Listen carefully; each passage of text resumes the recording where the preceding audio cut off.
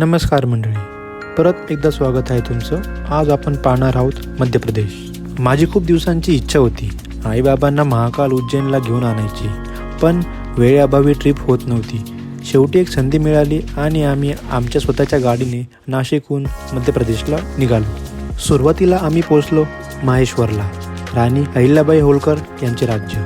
आम्ही भेट दिली महेश्वर किल्ल्याला आणि सांगायला हवं, तो अप्रतिम सुंदर आहे.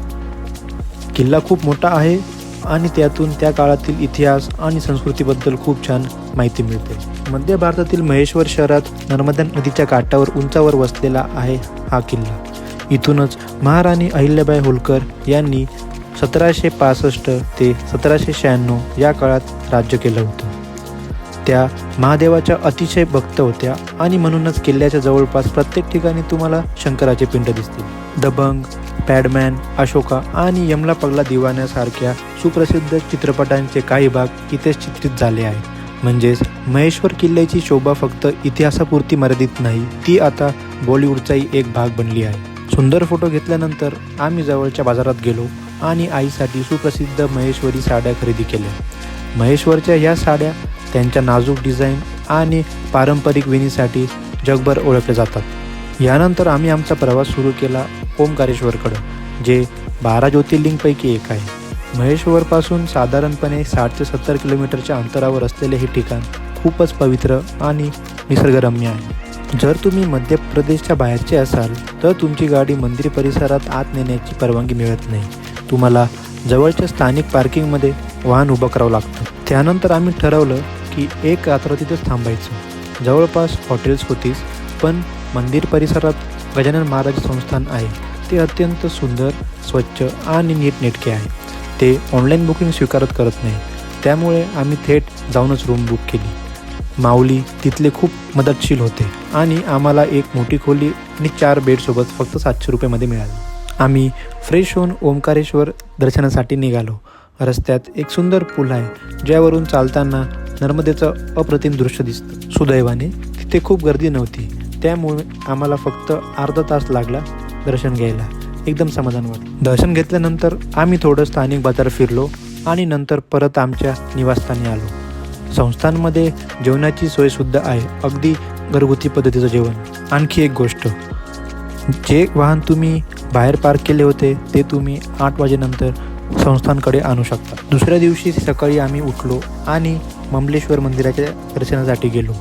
ओंकारेश्वरला आलात तर ममलेश्वर मंदिराचं दर्शन घेणं अत्यावश्यक मानलं जातं. यानंतर आम्ही चेकआउट करून आमचा प्रवास सुरू केला उज्जैन महाकालकडे, जे ओंकारेश्वरपासून सुमारे 146 किलोमीटर अंतरावर आहे. साधारण दुपारी 2 वाजता आम्ही उज्जैनला पोहोचलो. सर्वात महत्त्वाची गोष्ट म्हणजे आपला मोबाईल गाडीतच ठेवणं उत्तम. आम्ही जेव्हा मोबाईल लॉकरकडे गेलो होतो तेव्हा सगळे लॉकर पूर्ण भरलेले होते आणि लोक बऱ्याच वेळापासून रांगेत उभे होते, इतरांचे मोबाईल रिकामे होण्याची वाट पाहत. पर्याय म्हणून तुम्ही एक बॅग किंवा पर्स घेऊन सर्व मोबाईल त्यात ठेवा आणि ती बॅग स्टोरेजमध्ये जमा करा. शेवटी आम्ही महाकालचं दर्शन केलं आणि आसपासचा परिसर फिरून पाहिला. थोडी स्थानिक खरेदी केली आणि संध्याकाळी साधारण 7 वाजता उज्जैनहून निघालो. आमचा पुढचा थांबा होता इंदोर. साधारण रात्री 9 वाजता आम्ही इंदोरला पोचलो आणि आम्हाला एक सुंदर शांत जागा मिळाली, हॉटेल मदन महल. बाहेरून पाहिल्यावर कदाचित लग्न समारंभासारखा हॉलसारखा वाटेल, पण आतल्या खोल्या खूप स्वच्छ, नीटनेटक्या आणि आरामदायी आहे. आम्ही फ्रेश होऊन 56 दुकान येथे गेलो, जे इंदोरचं सर्वात प्रसिद्ध स्ट्रीट फूड ठिकाण आहे. पार्किंगची थोडी अडचण असल्यामुळं आम्ही ऑटोने तिथे गेलो. 56 दुकान म्हणजेच इंदोरची एक लोकप्रिय फूड स्ट्रीट.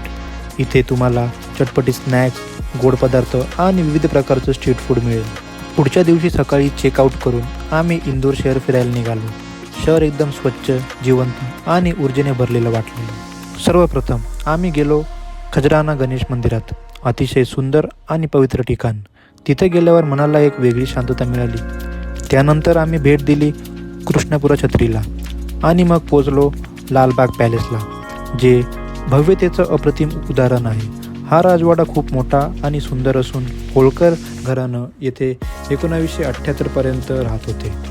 तुकोजीराम होळकर तिसरे यांच्या निधनानंतर त्यांच्या नातीनं उषाराजे यांनी एक ट्रस्ट स्थापन करून या संपत्तीची देखरेख केली. नंतर मध्य प्रदेशचे तत्कालीन मुख्यमंत्री अर्जुन सिंग यांनी हा राजवाडा राज्य सरकारच्या ताब्यात आणला. यानंतर आम्ही नाशिककडे निघालो. रस्त्यात आम्ही भेट दिली अन्नपूर्ण मंदिराला, जे अन्नदेवता माते अन्नपूर्ण यांना समर्पित आहे. या मंदिरात शिव, हनुमान आणि कालभैरव यांच्या सुद्धा सुंदर मूर्ती आहेत, ज्यामुळे वातावरण अधिकच आध्यात्मिक आणि शांत वाटते. नाशिककडे जाताना आम्ही रुद्राक्ष ढाबा येथे दुपारचं जेवण केलं आणि खरंच सांगतो, तुम्ही तिथलं जेवण नक्कीच एकदा चखून बघा. रात्री साधारण 10 वाजता आम्ही घरी पोचलो आणि अशा प्रकारे आमचा हा सुंदर प्रवास अविस्मरणीय आठवणींसह संपला.